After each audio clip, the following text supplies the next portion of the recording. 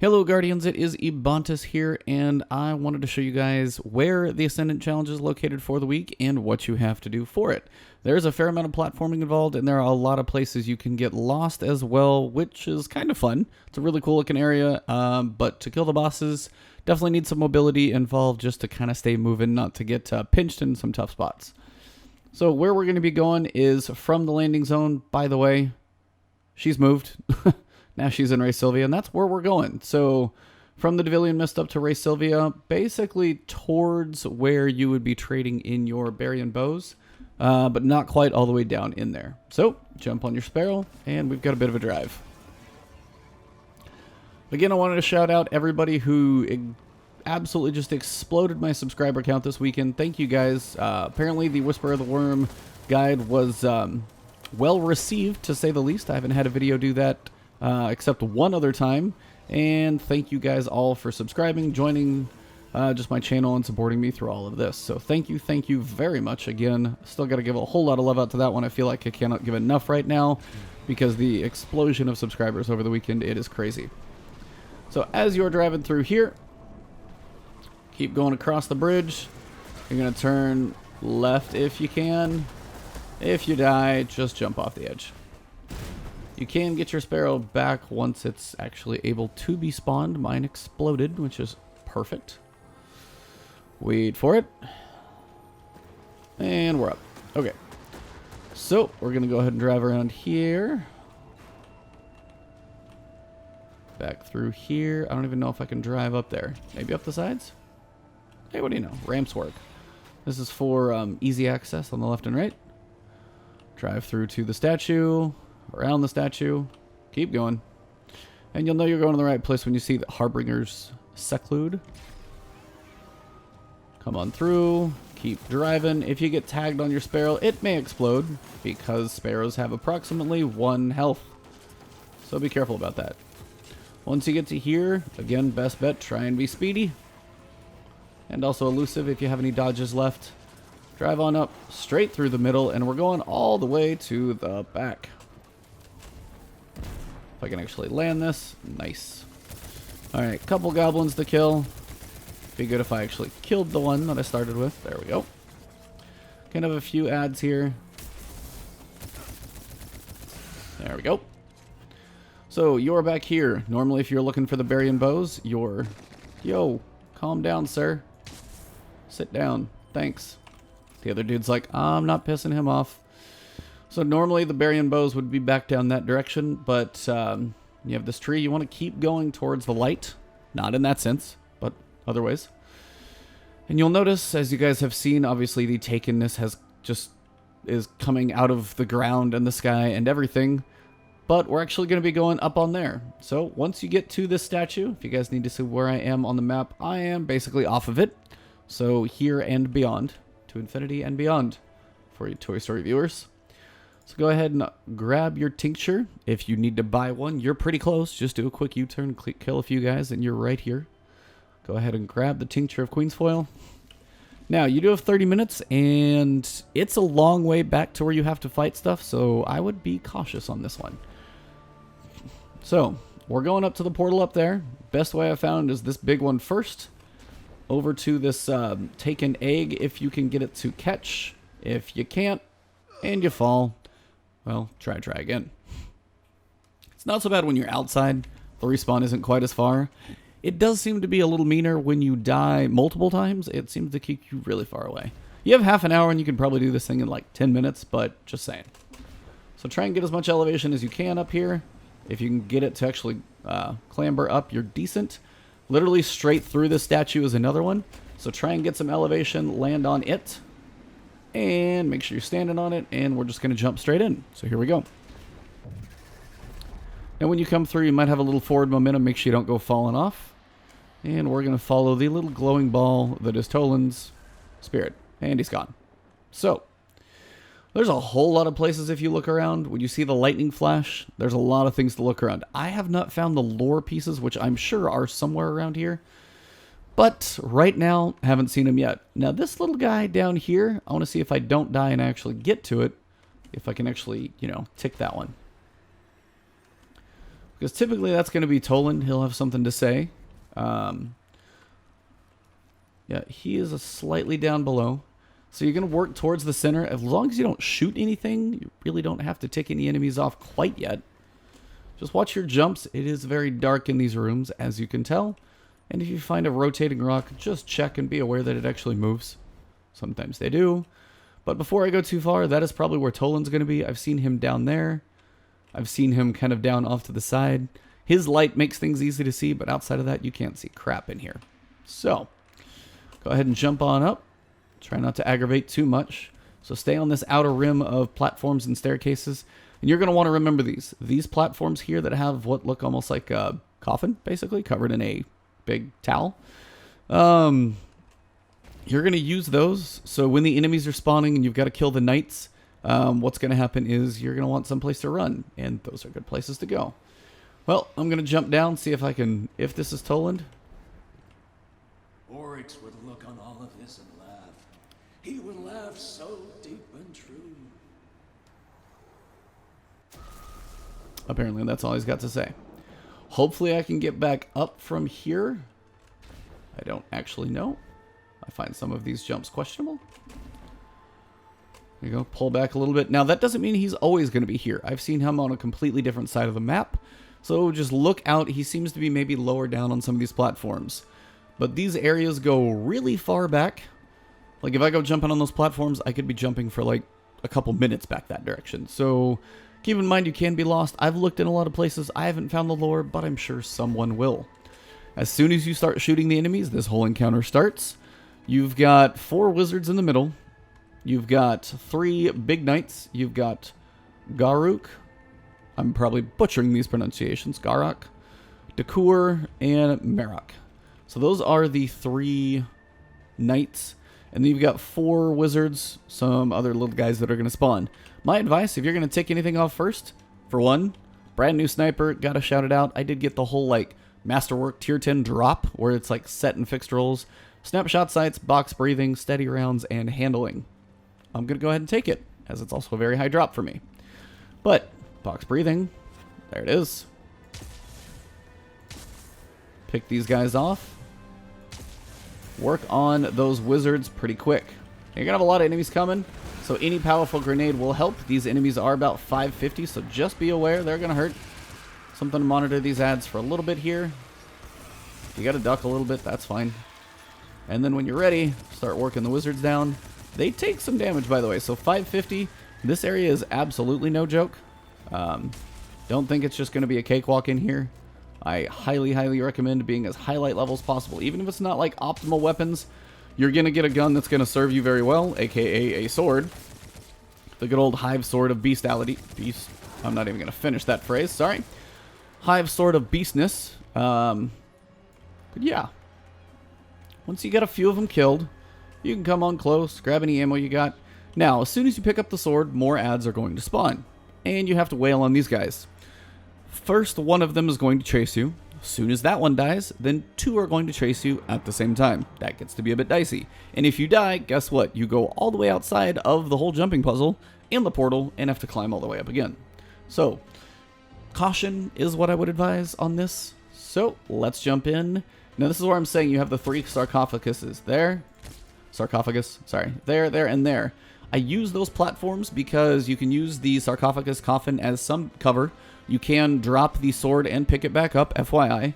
And as you're going through this, if you move between those, you'll have a chance to deal with some of the ads. So, let's go ahead and start the insanity. FYI, I'm not doing this at what I would call max, but I'm pretty close to 550. Had some reasonable drops. Shout out to my first piece of Forsaken armor, by the way. The Ursa Furiosa. I'm not even in the right subclass for that one. Gotta level that one up first. So, sorry. Long delay here, but let's do this thing. This is terrifying. Alright, run! Now, as I said, you can have some cover. If you get back here, you're also typically out of range of some of these ads. You have a boatload of ammo, so you're going to have plenty of ads coming. Now, my big advice to keep the sword guys at Slay is going to be the big slam. And that also is... Now, if you want to manage some of these guys, again, if you need to move around, do it.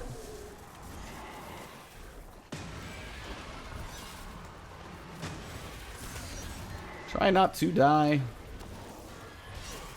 Just like that. It's exactly how I wanted that one to go.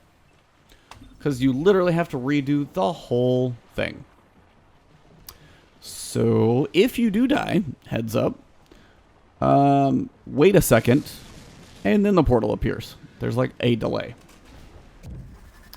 So we'll try that again. Now I'm going to show you guys the fast run.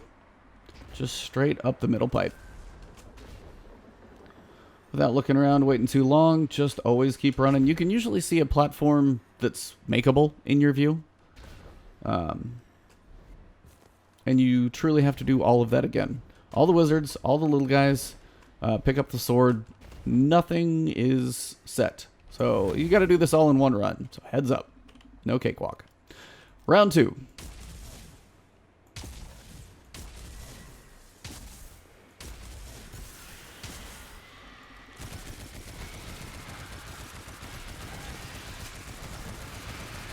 I mean, if I just throw a auto rifle at you guys and you just keep on running at me, I'm not going to argue. I just don't think it's wise. Also, it's not wise that I have this many guys right on top of me. Scary, scary, scary moment. Duck for cover. That dude has like a millimeter of health. Where you at, wizard? Really? Yeah, you. Like, one bullet. Bam. Alright. Apparently ammo's not going to be an issue because my rally barricade smooth forgot. Alright, same principle again. Not as I'm going to be using any of these other things. So here we go. I don't know if you guys want to see one with a death, but, you know, a non-perfect run you might appreciate. Now, one thing I might advise, seeing if enemies spawn, kill some. You could run around and kill quite a few of these little guys. Just stay out of cover at the top because there's some wonderful shield blasty guys up there. Yeah, those. They phalanx. They hurt.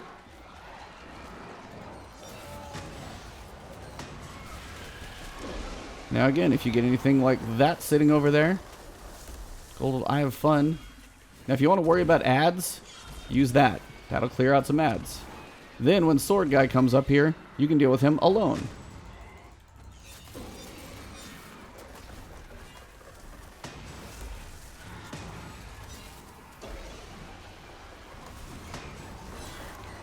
Now if you keep slamming, you can keep him busy.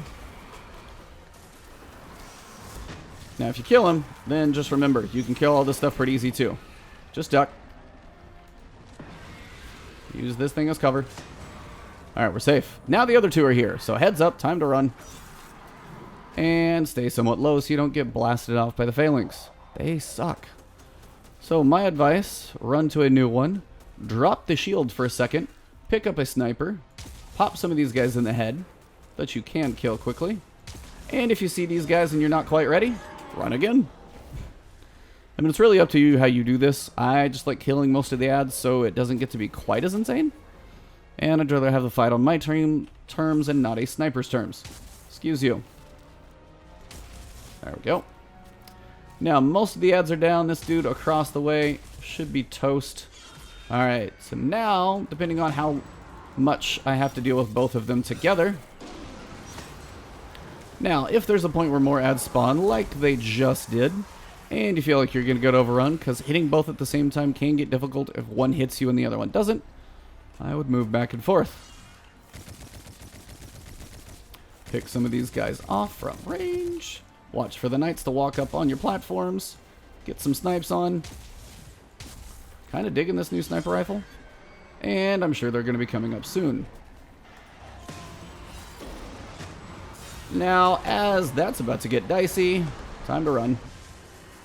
Now, I don't know if they keep spawning. I actually haven't tested this theory, but the way this current run is going, we're probably about to find out. La la la, come on over to another circle of fun. Drop it out. Might throw a grenade on the ground, see if anybody wants to run through that. And then if I got them separated for a little bit, I can do some damage to one. Now, if I got one down and I'm really not too keen on taking on the other one, at that moment, time to move. Use these little pillars, pieces of construction, whatever you want to call them. Columns, pillars, something like that, as cover. They're going to help. And again, as the knight runs, try and pick off some of these guys so you don't have as much shooting at you in the moment. Now, if I just got one dude here, I actually might take him on. Because if you just keep slamming, you can keep him busy. All just kind of depends on how it goes. Alright, so once he dies, everything, poof, it's gone.